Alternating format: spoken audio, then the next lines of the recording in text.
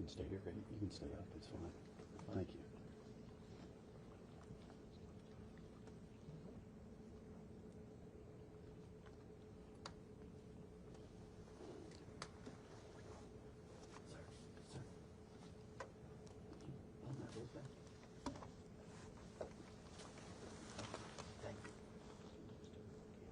No.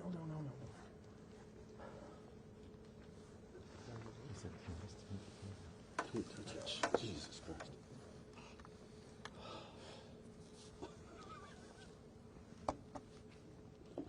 When did this happen? My first day. This is your second cruise.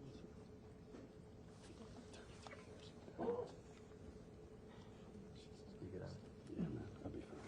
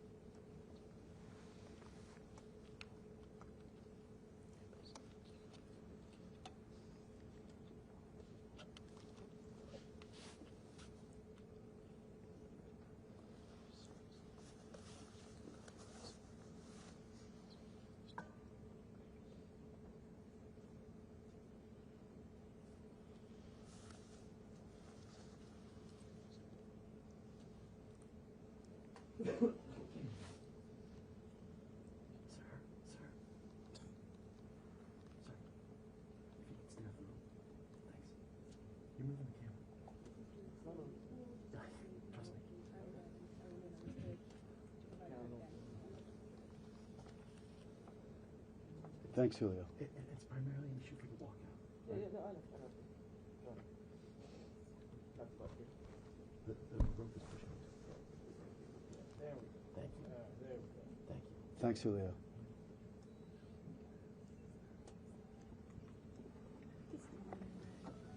No, I don't have to. Thanks.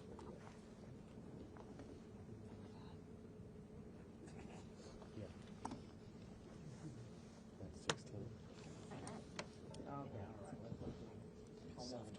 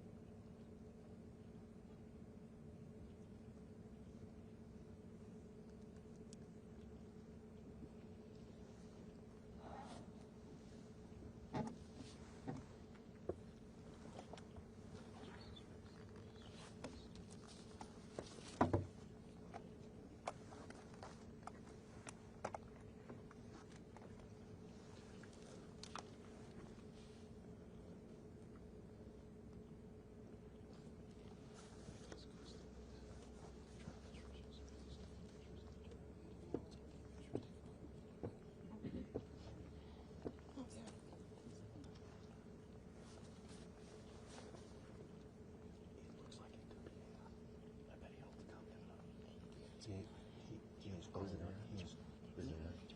Just so you guys know, those mics are hot. Why don't we turn them off?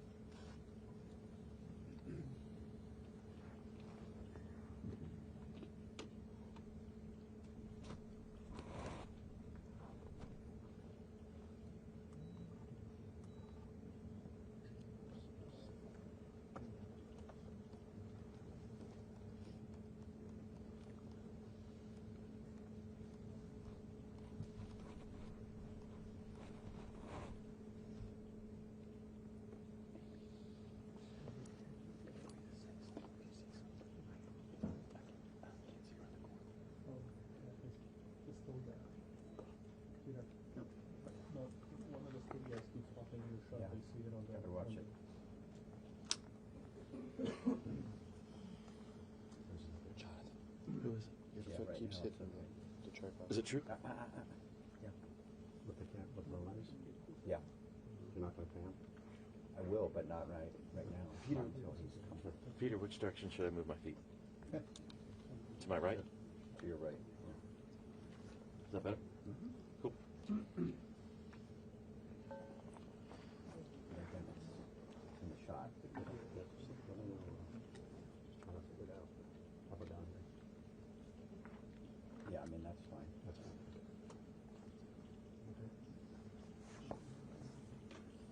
If that's okay. Yeah.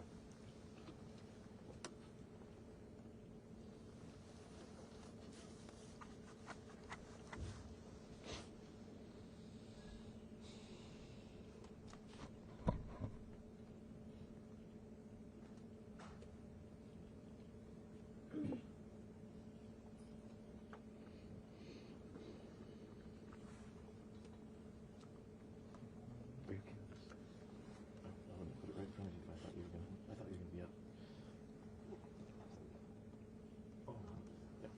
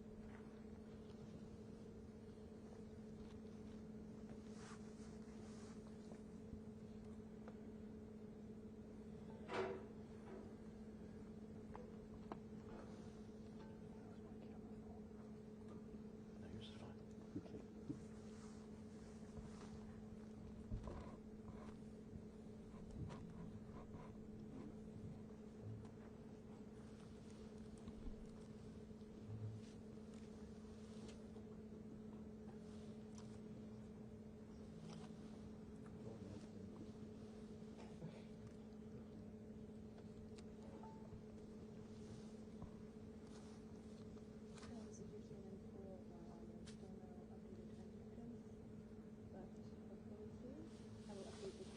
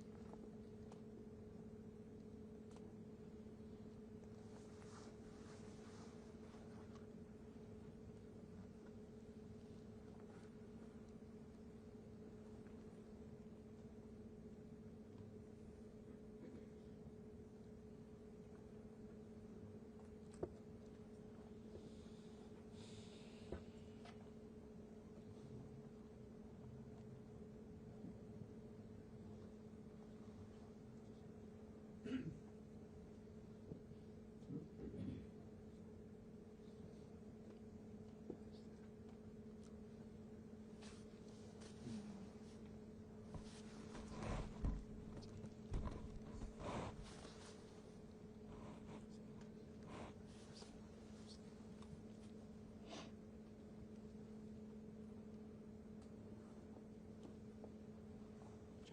Yo. Is that it? 5 minutes. What's that? Just to the walk so we could actually see the door. All I do is a bald head. Can you be 6'2"?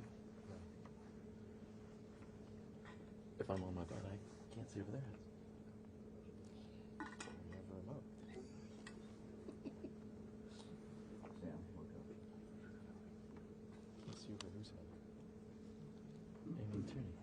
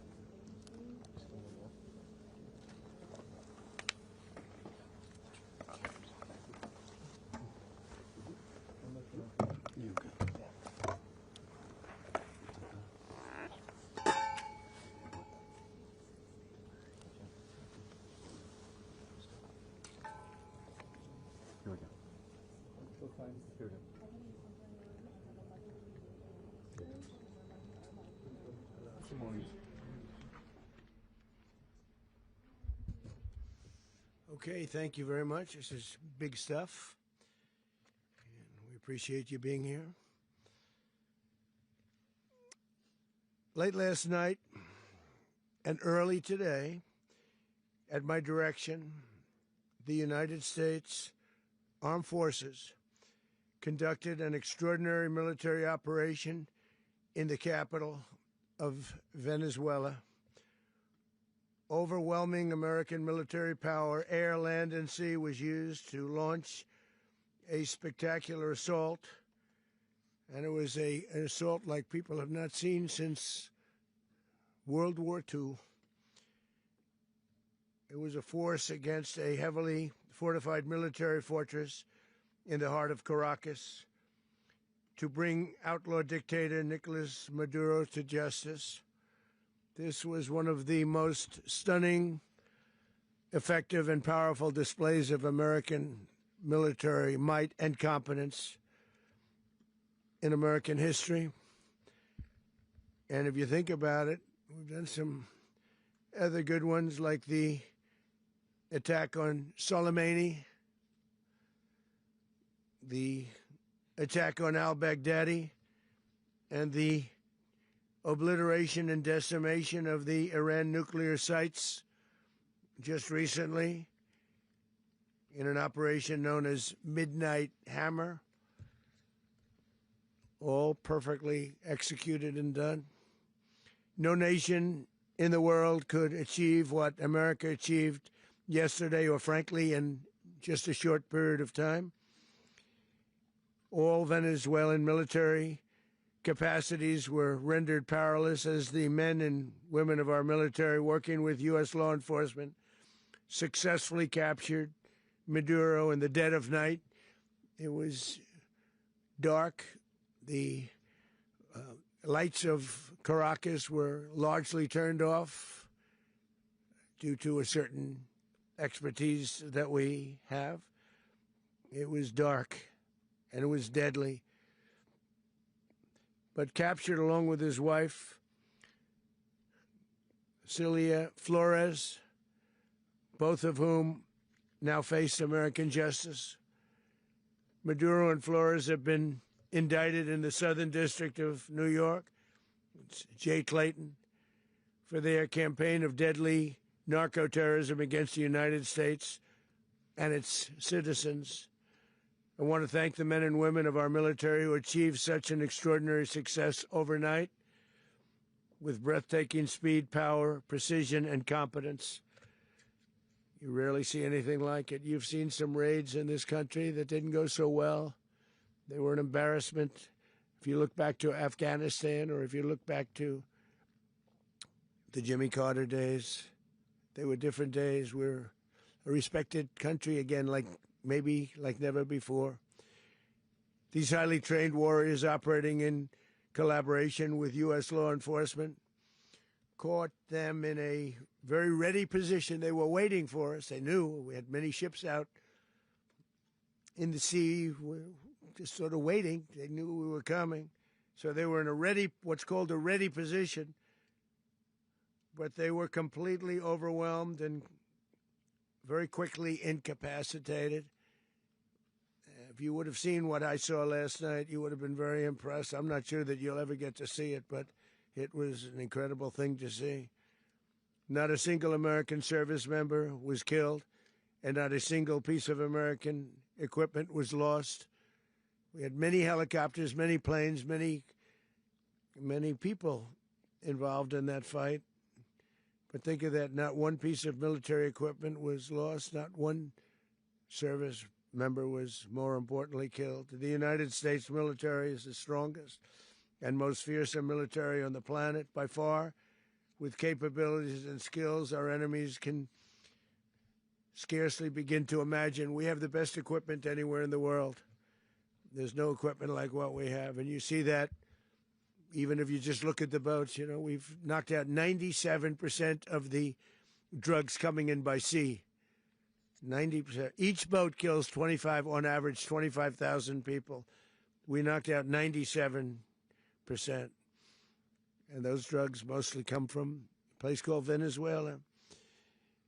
We're going to run the country until such time as we can do a safe, proper, and judicious transition. So we don't want to be involved with having somebody else get in, and we have the same situation that we had for the last long period of years. So we are going to run the country until such time as we can do a safe, proper, and judicious transition. And it has to be judicious because that's what we're all about. We want peace, liberty, and justice for the great people of Venezuela, and that includes many from Venezuela that are now living in the United States and want to go back to their country. It's their homeland. We can't take a chance that somebody else takes over Venezuela that doesn't have the good of the Venezuelan people in mind. We've had decades of that. We're not going to let that happen. We're there now, and what people don't understand, but they understand as I say this, we're there now, but we're going to stay until such time as the proper transition can take place. So we're going to stay until such time as we're going to run it, essentially, until such time as a proper transition can take place. As everyone knows, the oil business in Venezuela has been a bust, a total bust, for a long period of time. They were pumping almost nothing by comparison to what they could have been pumping and what could have taken place.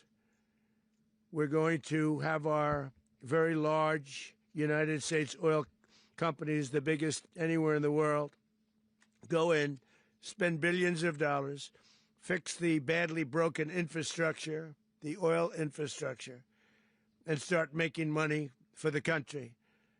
And we are ready to stage a second and much larger attack if we need to do so. So we were prepared to do a second wave if we needed to do so. We actually assumed that a second wave would be necessary, but now it's probably not.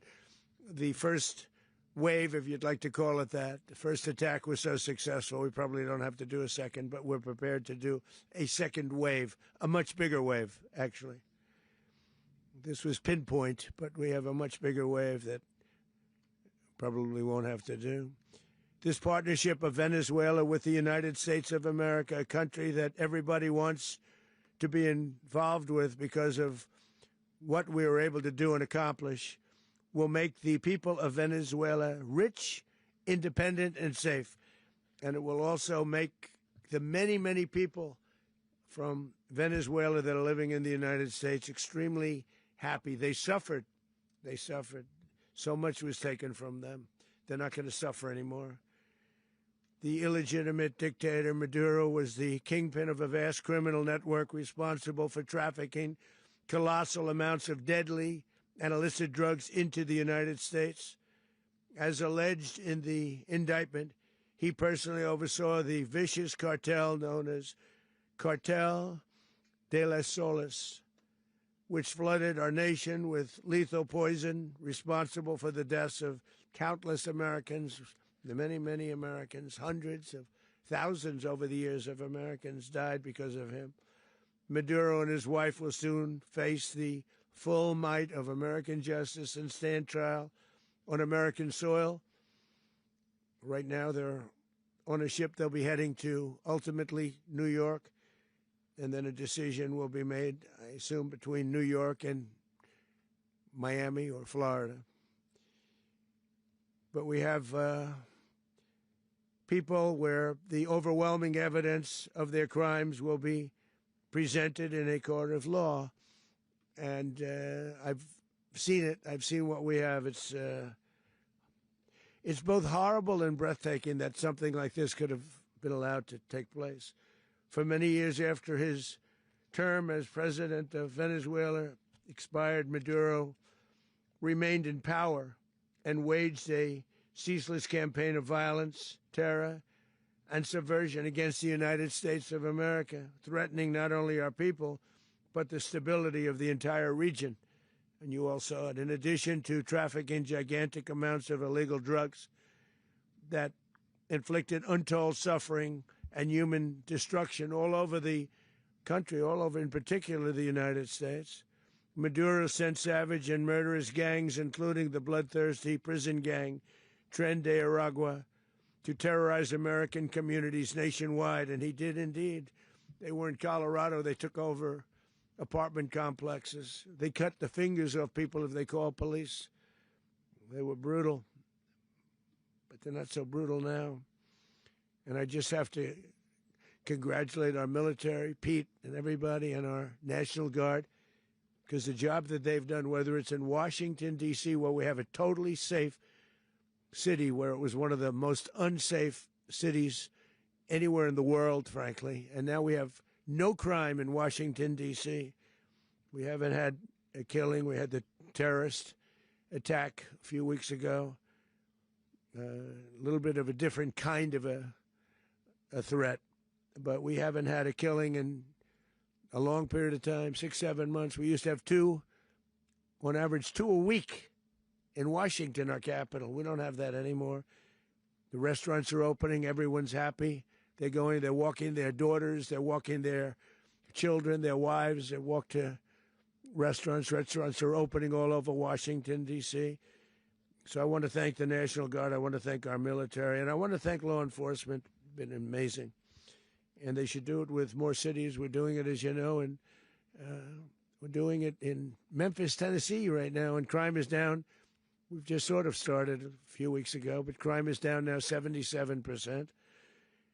And the governor of Louisiana called, great person, and he wanted us to help him, as you know, in a certain very nice part of Louisiana, and we have done that. And it was a rough section, and we have crime down. I understand it's down to almost nothing already after 2.5 weeks. New Orleans, it's down to almost nothing, and we've only been there for 2.5 weeks. Can't imagine why governors wouldn't want us to help. We also helped, as you know, in Chicago, and crime went down a little bit there. We did a very small help because we had no working ability with the governor. The governor was a disaster, and the mayor was a disaster. But it knocked down crime. But we're pulling out of there. When they need us, we'll know. You'll know. You'll be writing about it. And likewise, Los Angeles, where we saved Los Angeles early on, where the head of the police department made a statement that if the federal government didn't come in, we would have lost Los Angeles. That's long after the fires.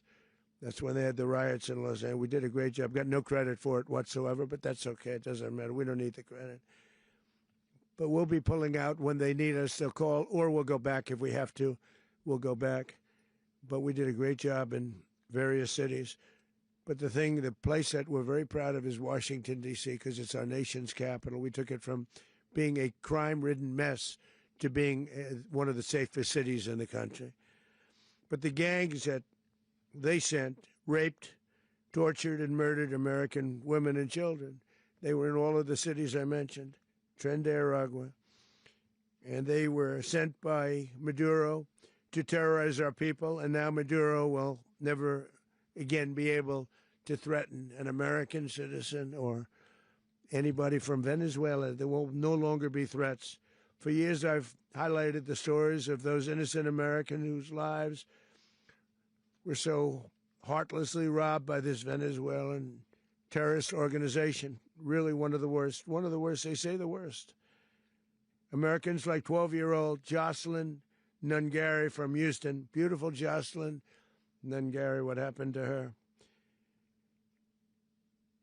They, as you know, they kidnapped, assaulted, and murdered by Tren de Aragua animals. They murdered Jocelyn and left her dead under the bridge. There was a bridge that will never be the same to so many people after seeing what happened.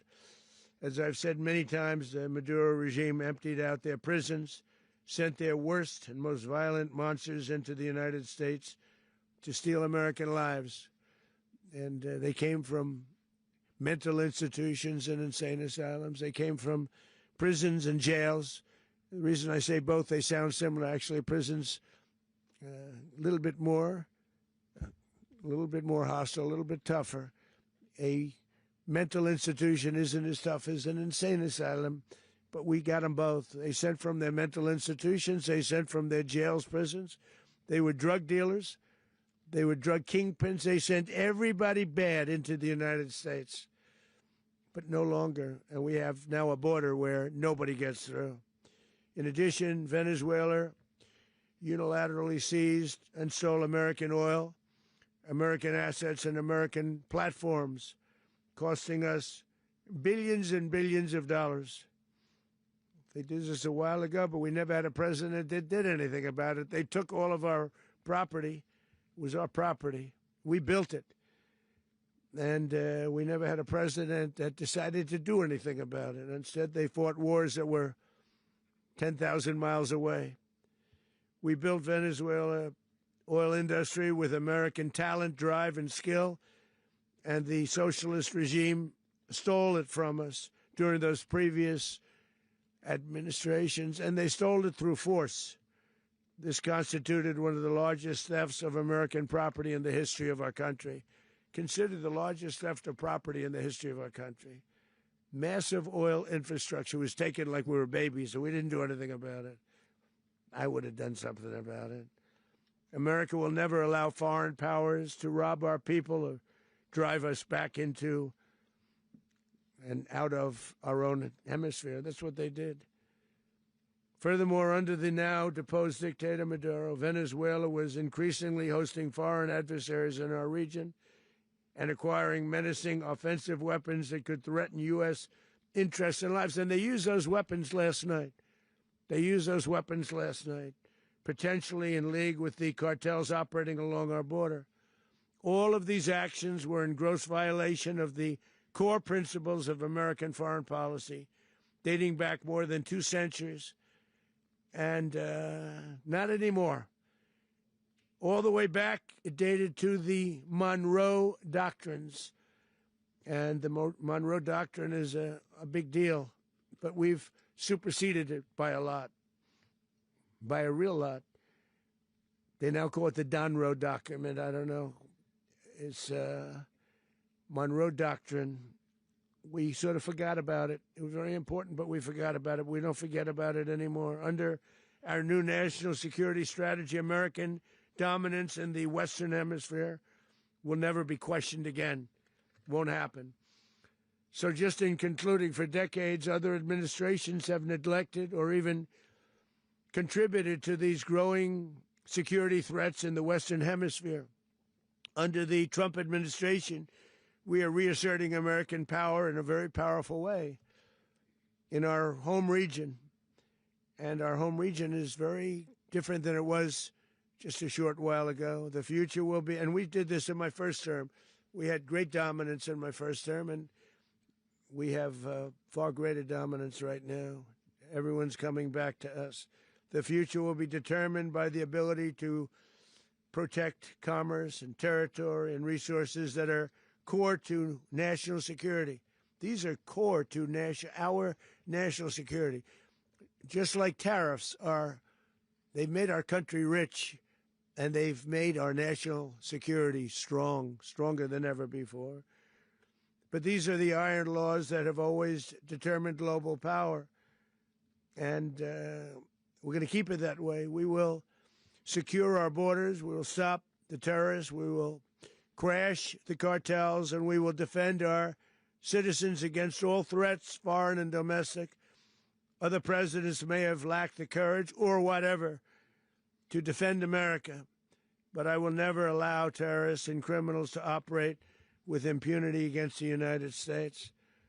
This extremely successful operation should serve as warning to anyone who would threaten American sovereignty or endanger American lives. Very importantly, the embargo on all Venezuelan oil remains in full effect. The American Armada remains poised in position, and the United States retains all military options until United States demands have been fully met and fully satisfied. All political and military figures in Venezuela should understand what happened to Maduro can happen to them, and it will happen to them if they aren't just, fair, even to their people. The dictator and terrorist, Maduro, is finally gone, and Venezuela people are free. They're free again. It's been a long time for them, but they're free. America is a safer nation. This morning, it's a prouder nation this morning because it didn't allow this horrible person and this country that was doing very bad things to us. It didn't allow it to happen. And the Western Hemisphere is right now a much safer place to be. So I want to thank everybody for being here. I want to thank General Raisin Kane. He's a fantastic man. I've worked with a lot of generals. I worked with some I didn't like. I worked with some I didn't respect. I worked with some that just weren't good. But this guy is fantastic. I watched last night one of the most precise attacks on sovereignty. I mean, it was an attack for justice. And I'm very proud of him, and I'm very proud of our Secretary of War, Pete Hegseth, who I'm going to ask to say a few words. Thank you very much. Mr. President, can you explain how the U.S. will run Venezuela? Well, thank you, Mr. President. Finally, a commander-in-chief the world respects and the American people deserve. And as the President said, words can barely capture the bravery and the power and the precision of this historic operation. A massive joint military and law enforcement raid flawlessly executed by the greatest Americans our country has to offer. American warriors are second to none, the best in the world and the best of our country. What all of us witnessed last night was sheer guts and grit, gallantry, and glory of the American warrior. I'm simply humbled by such men, and I tip my hat to our chairman, Dan Raisin Kane, and all those Americans who stood watch last night. Our warriors are the elite of America, and again, President Trump has your back. No other country on planet Earth, and it's not even close, could pull this kind of operation off. And no other president has ever shown this kind of leadership, courage, and resolve, the most powerful combination the world has ever seen. As the president said, our adversaries remain on notice. America can project our will anywhere, anytime. The coordination, the stealth, the lethality, the precision, the very long arm of American justice, all on full display in the middle of the night. Nicolas Maduro had his chance, just like Iran had their chance, until they didn't and until he didn't. He effed around, and he found out. President Trump is deadly serious about stopping the flow of gangs and violence to our country, deadly serious about stopping the flow of drugs and poison to our people, deadly serious about getting back the oil that was stolen from us, and deadly serious about reestablishing American deterrence and dominance in the Western Hemisphere. This is about the safety, security, freedom, and prosperity of the American people. This is America first. This is peace through strength. And the United States War Department is proud to help deliver it. Welcome to 2026. And under President Trump, America is back. I'd like to welcome now our chairman, Chairman Raisin Kane, to give a few more details about the operation. Mr. Chairman. Thank you, Mr. Secretary. Thank you, Mr. President, and good morning. Last night, on the order of the President of the United States and in support of a request from the Department of Justice, as the President said, the United States military conducted an apprehension mission in Caracas, Venezuela, to bring to justice two indicted persons, Nicolas and Cecilia Maduro. This operation, known as Operation Absolute Resolve, was discreet, precise, and conducted during the darkest hours of January 2nd and was the culmination of months of planning and rehearsal, an operation that, frankly, only the United States military could undertake. What I'd like to do this morning is talk to you through some of the preparation and the details without compromising any of our tactics, techniques, and procedures. There is always a chance that we'll be tasked to do this type of mission again. Our interagency work began months ago and built on decades of experience of integrating complex air, ground, space, and maritime operations. While the past 2 decades have honed the skills of our special operations forces, this particular mission required every component of our joint force, with soldiers, sailors, airmen, Marines, and Guardians working in unison with our intelligence agency partners and law enforcement teammates in an unprecedented operation. We leveraged our unmatched intelligence capabilities and our years of experience in hunting terrorists, and we could not have done this mission without the incredible work by various intelligence agencies, including the CIA, NSA, and NGA. We watched, we waited, we prepared, we remained patient and professional. This mission was meticulously planned, drawing lessons from decades of missions over the last many years, many missions over these last many years. This was an audacious operation that only the United States could do. It required the utmost of precision and integration within our joint force. And the word integration does not explain the sheer complexity of such a mission. An extraction so precise it involved more than 150 aircraft launching across the Western Hemisphere in close coordination, all coming together in time and place to layer effects for a single purpose: to get an interdiction force into downtown Caracas while maintaining the element of tactical surprise. Failure of one component of this well-oiled machine would have endangered the entire mission, and failure is never an option for America's joint force. Those in the air over Caracas last night were willing to give their lives for those on the ground and in the helicopters. Let me talk a little bit about the preparation.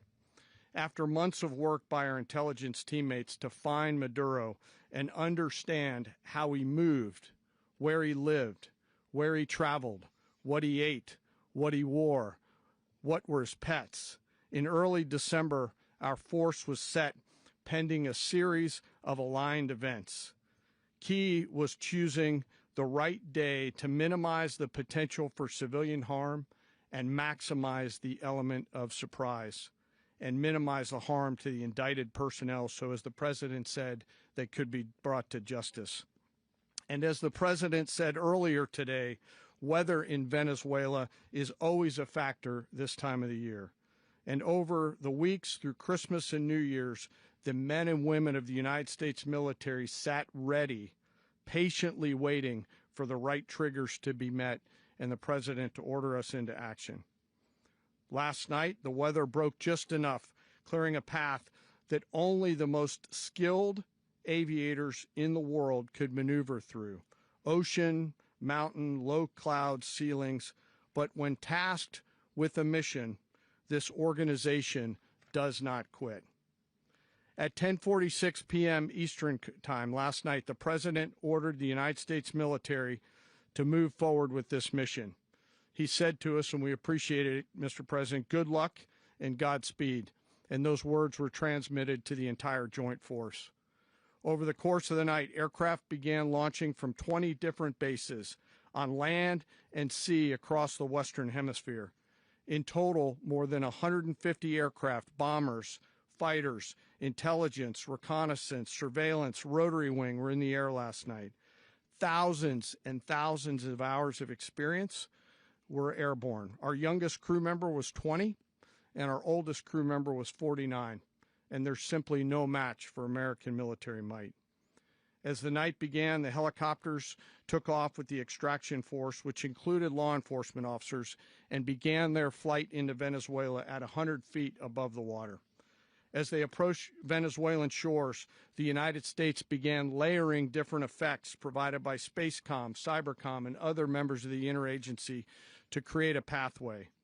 Overhead, those forces were protected by aircraft from the United States Marines, the United States Navy, the United States Air Force, and the Air National Guard. The force included F-22s, F-35s, F-18s, EA-18s, E-2s, B-1 bombers, and other support aircraft, as well as numerous remotely piloted drones. As the force began to approach Caracas, the Joint Air Component began dismantling and disabling the air defense systems in Venezuela, employing weapons to ensure the safe passage of the helicopters into the target area. The goal of our air component is, was, and always will be to protect the helicopters and the ground force and get them to the target and get them home.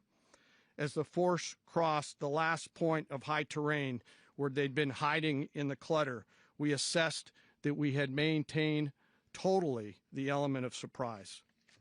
As the helicopter force ingressed towards the objective at low level, we arrived at Maduro's compound at 1:01 a.m. Eastern Standard Time, or 2:01 a.m. Caracas local time, and the apprehension force descended into Maduro's compound and moved with speed, precision, and discipline towards their objective and isolated the area to ensure the safety and security of the ground force while apprehending the indicted persons. On arrival into the target area, the helicopters came under fire, and they replied with that fire with overwhelming force in self-defense. One of our aircraft was hit but remained flyable, and as the president said earlier today, all of our aircraft came home, and that aircraft remained flyable during the rest of the mission. As the operation unfolded at the compound, our air and ground intelligence teams provided real-time updates to the ground force, ensuring those forces could safely navigate the complex environment without unnecessary risk. The force remained protected by overhead tactical aviation. Maduro and his wife, both indicted, gave up and were taken into custody by the Department of Justice, assisted by our incredible U.S. military with professionalism and precision, with no loss of U.S. life. After securing the indicted persons, the force began to prep for departure. Helicopters were called in to exfiltrate the extraction force, while fighter aircraft and remotely piloted aircraft provided overhead coverage and suppressive fire. There were multiple self-defense engagements as the force began to withdraw out of Venezuela. The force successfully exfiltrated and returned to their afloat launch bases, and the force was over the water at 3:29 a.m. Eastern Standard Time with indicted persons on board. And both Maduro and his wife were embarked aboard the USS Iwo Jima. In closing, what we've witnessed today is a powerful demonstration of America's joint force. We think, we develop, we train, we rehearse, we debrief, we rehearse again and again, not to get it right, but to ensure that we cannot get it wrong. Our jobs are to integrate combat power so when the order comes, we can deliver overwhelming force at the time and the place of our choosing against any foe anywhere in the world. I am immensely proud today of our joint force and filled with gratitude to represent them here today. There is simply no mission too difficult for these incredible professionals and the families that stand by them and support them. As we stand here this morning, our forces remain in the region at a high state of readiness, prepared to project power, defend themselves, and our interests in the region. This operation is a testament to the dedication and unwavering commitment to justice and our resolve to hold accountable those who threaten peace and stability. In closing, I want to express my heartfelt gratitude to the brave men and women who executed this mission. Their courage and tireless commitment to our nation are what makes us strong. Thank you, Mr. Secretary, and thank you, Mr. President.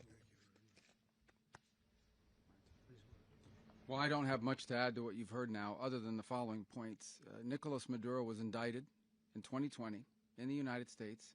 He is not the legitimate president of Venezuela. That's not just us saying it.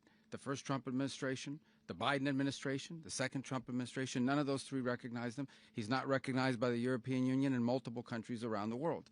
He is a fugitive of American justice with a $50 million reward, which I guess we saved $50 million. And make sure. Yeah, exactly. But don't let anybody claim it.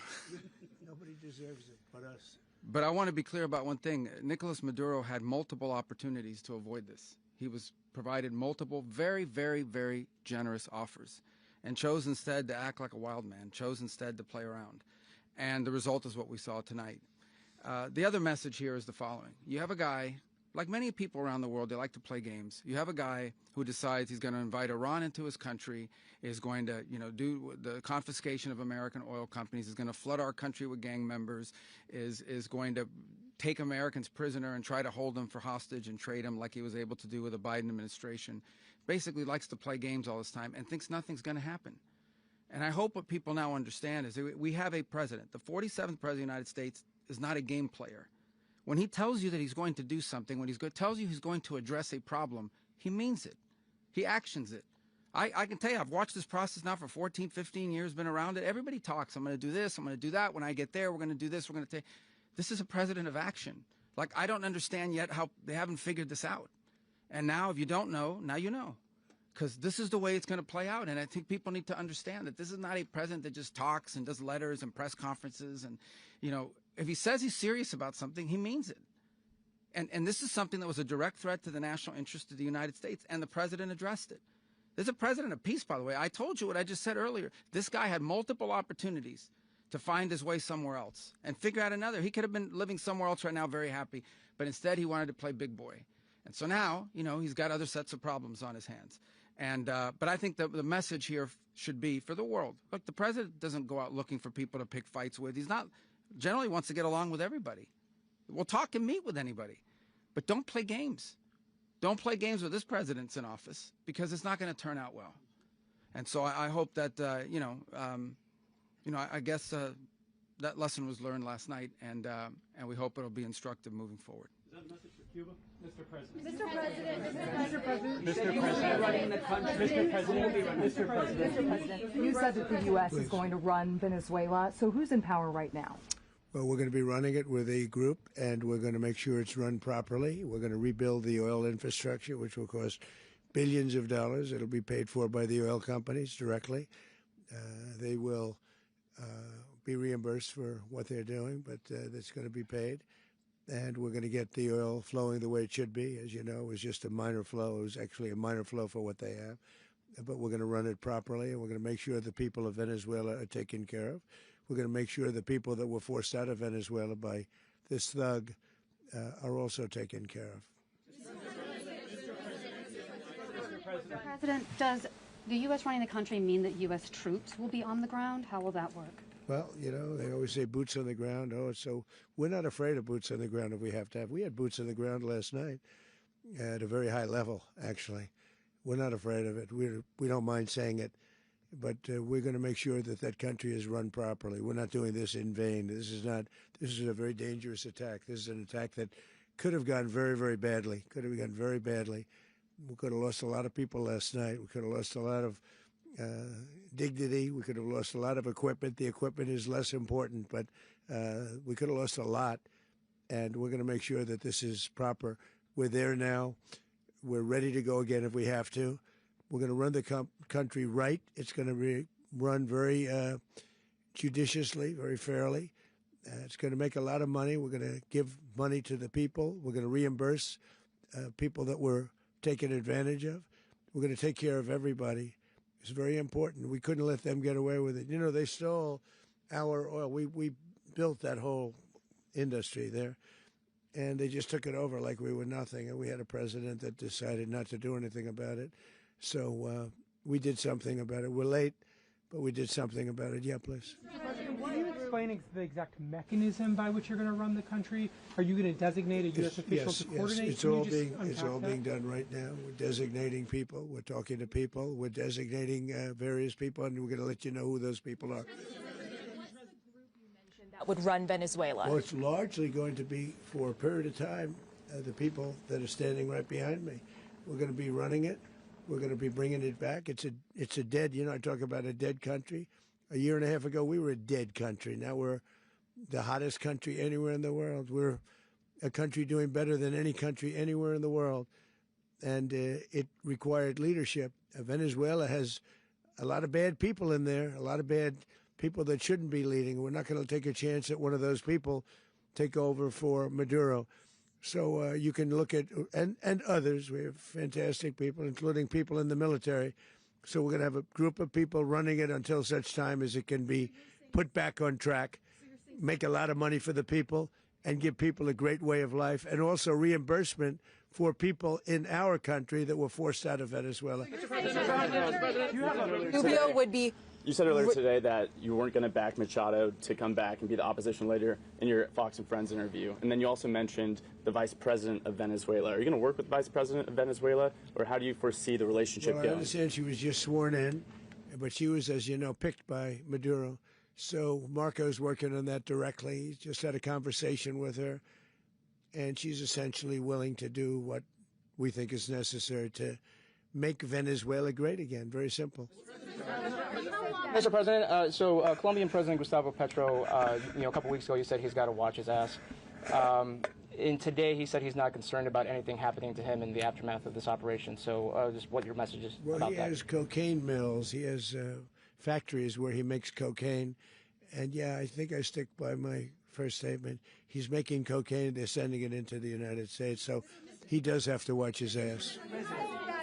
Rubio President, did you notify any members of Congress in advance? Marco, do you want to talk about that? Because you were involved in it. Sure.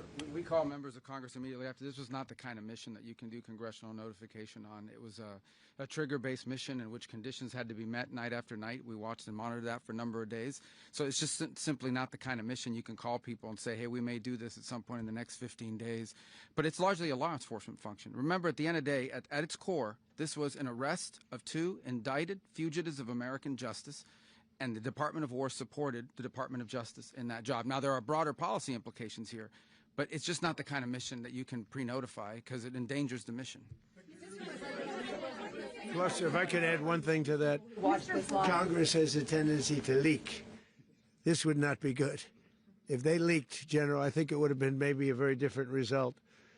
But I have to say, they knew we were coming at some point, you know. We had a lot of ships out there. They sort of knew we were coming. We went there. But Congress will leak, and we don't want leakers. Mr. President, you were one of the only people to watch this all play out live. What was Maduro doing when the U.S. forces entered what I assume would be his home? And also, was there any point where the U.S. was considering if Maduro pushed back or resisted killing Maduro? It could have happened. It could have happened. He was trying to get into a safe place. You know what a safe place is, all steel. And he wasn't able to make it to the door because our guys were so fast. They went through the opposition so fast. And there was a lot of opposition. You know, people were wondering, do we get them by surprise? Sort of surprised, but they were waiting for something. It was a lot of opposition. There was a lot of gunfire. You saw some of it today. But he was trying to get to a safe place, which wasn't safe because we would have had the door blown up in about 47 seconds, they say on average, regardless of how thick the steel was. It was a very thick door. It was a very heavy door, but he was unable to get to that door. He made it to the door. He was unable to close it. Go ahead, finish. Where is Maduro going to be in the time being right now? Do you know his exact whereabouts? Well, eventually, ultimately, in the near future, he's going to be brought to New York. And where is he going to be held? Where is he going to be held in New York? Do you know? That's going to be up to the officials that do these things. Mr.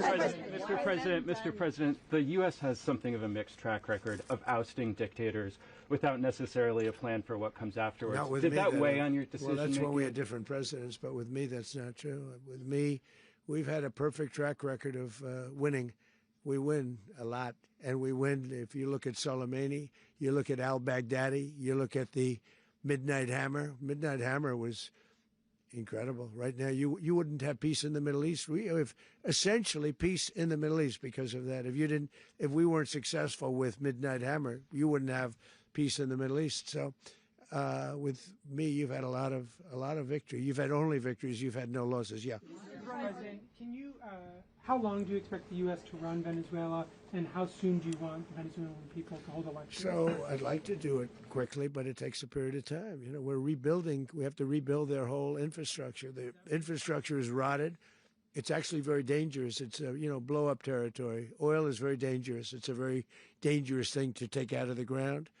It can kill a lot of people. It has killed a lot of people doing just that. The infrastructure is old. It's rotted. Much of it is stuff that we put there 25 years ago, and we're going to be replacing it. And we're going to take a lot of money out so that we can take care of the country. Yeah. Are you saying that Secretary Rubio and Mr. President, China, Russia, and Iran have interests in Venezuela. How does this operation affect your relationships with them when it comes to the oil and drugs? In terms of China and Russia, Russia when we get things straightened out. But in terms of other countries that want oil, we're in the oil business. We're going to sell it to them. We're not going to say we're not going to give it to them. In other words, we'll be selling oil probably in much larger doses because they couldn't produce very much because their infrastructure was so bad. So we'll be selling large amounts of oil to other countries, many of whom are using it now, but I would say many more will come. Now, are you saying, Mr. President, are you saying that, Mr. President, are you saying that? Oh. Mr. President, thank you. What is your message to the people of Venezuela today? Of course, the civilian population specifically, they have a lot of questions. What is your message to the people of Venezuela? That you're going to have peace, justice. You're going to have some of the riches that you should have had for a long period of time. It was stolen from you. But you're going to have peace and you're going to have safety. You're going to have justice. You're going to have a country. You're going to have a real country. You're going to have potentially a great country. You know, if you go back 20 years, maybe even a little longer ago, that was a great country, and they destroyed it. Remember I said that if we lose this election, the United States will be Venezuela on steroids. That's what would have happened. Had we lost the election, the 2024 election, we suffered so badly. When you look at the border from 2020, what they did, what Joe Biden administration did to our country should never be forgotten. But if we had to go through another year of that, we would be exactly where Venezuela was in terms. I used to say, if they win, we're going to be Venezuela on steroids, and that's what would have happened. President, thank you. Are you saying that Secretary Hegseth and Rubio are going to be running Venezuela, and will you be sending in U.S. military troops to provide? Team that's working with the people of Venezuela to make sure that we have Venezuela right. Because for us to just leave, who's going to take over? I mean, there is nobody to take over. You have a vice president who's been appointed by Maduro, and right now she's the vice president, and she's, I guess, the president. She was sworn as president just a little while ago. She had a long conversation with Marco, and she said, we'll do whatever you need. I think she was quite gracious, but she really doesn't have a choice. We're going to have this done right. We're not going to just do this with Maduro, then leave like everybody else, leave and say, let it go to hell. If we just left, it has zero chance of ever coming back. We'll run it properly. We'll run it professionally. We'll have the greatest oil companies in the world go in and invest billions and billions of dollars and take out money, use that money in Venezuela. And the biggest beneficiary are going to be the people of Venezuela. And also, I can't stress this strongly enough, the people that got thrown out of Venezuela that are now in the United States, and frankly, some want to stay and some probably want to go back, yeah. In the country, and were any of the detained Americans? Well, right now they're very protected because nobody's going to mess with us. They're very protected. The people of, and we let them know that you better not touch one of them. Are you concerned that bad elements of the Maduro regime will remain in place? Well, we know who they are. We're on them, and they're acting much differently now than they would have acted 2 days ago. Okay, wait, behind you, please. Mr. President, why is running a country in South America America first? Well, I think it is because we want to surround ourselves with good neighbors. We want to surround ourselves with stability. We want to surround ourselves with energy. We have tremendous energy in that country. It's very important that we protect it. We need that for ourselves. We need that for the world. And we want to make sure we can protect it. Yes, sir. Please, go ahead. Yeah, is there a message here for Cuba and Diaz-Canel? Well, Cuba is an interesting case. Cuba is, not doing very well right now. That system has not been a very good one for Cuba. The people there have suffered for many, many years. And I think Cuba is going to be something we'll end up talking about because Cuba is a failing nation right now, very badly failing nation. And we want to help the people. It's very similar in the sense that we want to help the people in Cuba, but we want to also help the people that were forced out of Cuba and living in this country. Do you want to say something about that, Marco, please? Well, I just gave you a statement a few minutes ago about when the president speaks, you should take him seriously. Suffice it to say, Cuba is a disaster. It's run by incompetent, senile men, and in some cases, not senile but incompetent nonetheless. It has no economy. It's in total collapse. And by the way, they were, all of the guards that helped protect Maduro. This is well known. Their whole spy agency, all that were full of Cubans. They basically, it's amazing. This poor island took over Venezuela in some cases. One of the biggest problems the Venezuelans have is they have to declare independence from Cuba that tried to basically colonize it from a security standpoint. So, yeah, look, if I lived in Havana and I was in the government, I'd be concerned, at least a little bit. Cutting off the oil flow to Cuba from Venezuela? Well, the president already announced a week ago that anything that's sanctioned, oil, it's not going to be allowed to get there. So that's a pre-existing. Mr. President. The answer is yes. Is Yes. the U.S. aware of the location of opposition leader Machado, and have you been in contact with her? No, we haven't. No, we haven't.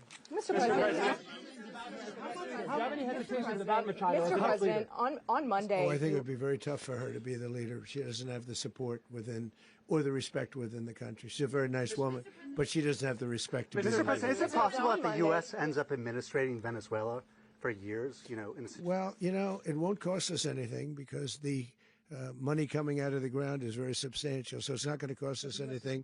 We want safety there. We want to be surrounded by countries that aren't housing all of our enemies all over the world. That's what that was happening, and you don't want to have that.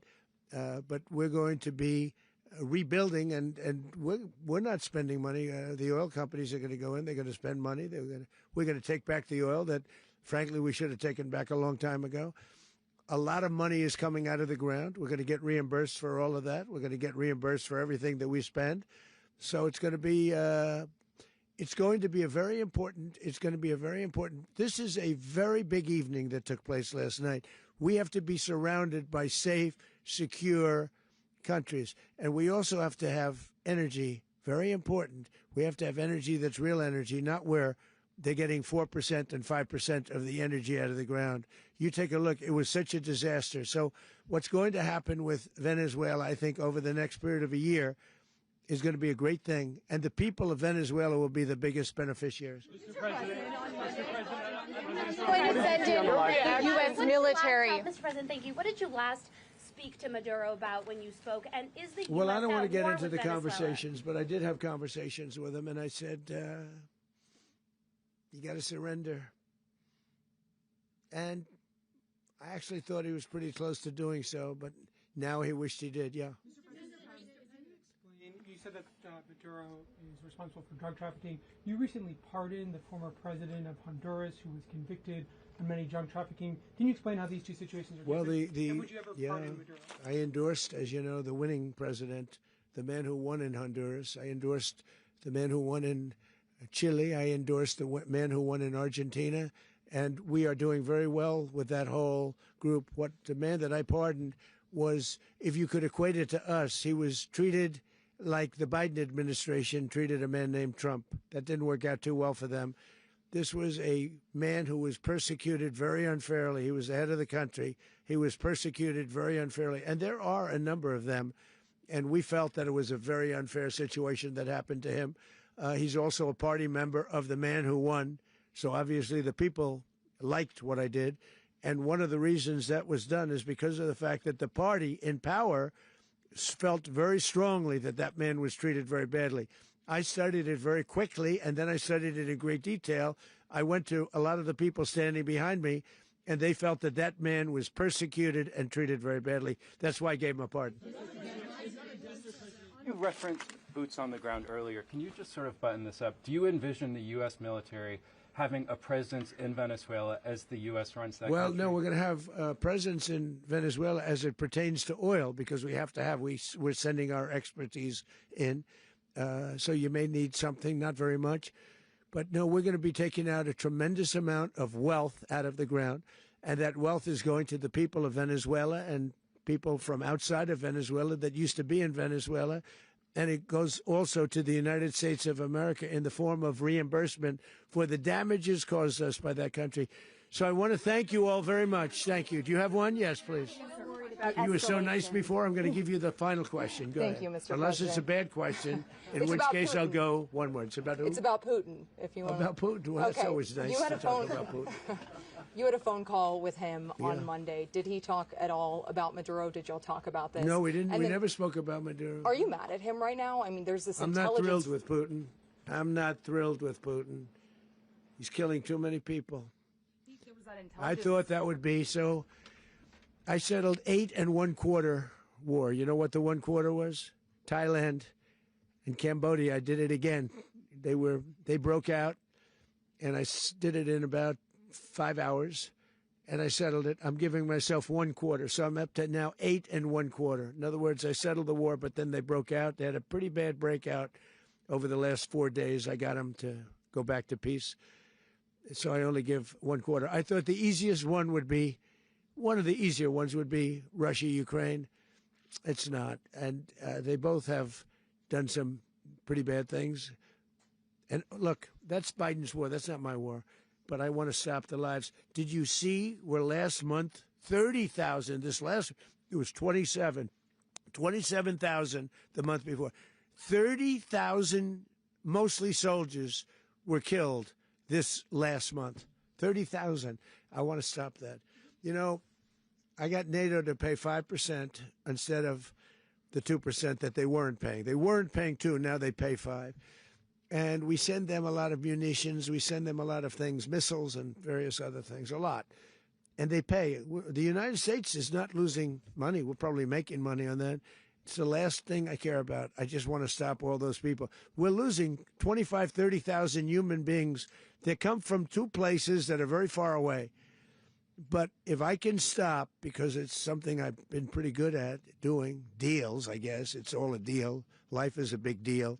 But if I can stop that war and stop 30,000 young people, in addition to the fact that people are being killed in Kiev, people are being killed in other cities throughout, a much smaller number, but they're being killed, viciously killed. So I'm not happy about it. I thought that would be something that would get solved. We have Mr. Witkoff here. I think that we're making progress, but that's a war that should have never happened. If I were president, it would have never happened. Putin says it. Everybody says it. If I were president, that would have never happened. But I inherited that war. That was Joe Biden, Zelensky, and Putin. I came into the situation, and it's a mess. And I will say this. I watched an operation last night that was so precise, that was so brilliant. I mean, it was incredible. If we had our people, like this general and our people involved, that war would not have gone on very long, that I can tell you. That war, to use an old term, that war has become a bloodbath, and we want it to get stopped. Thank you very much. Are you concerned a rogue Venezuelan general can take over the country? Can you talk about your conversation with the Vice President?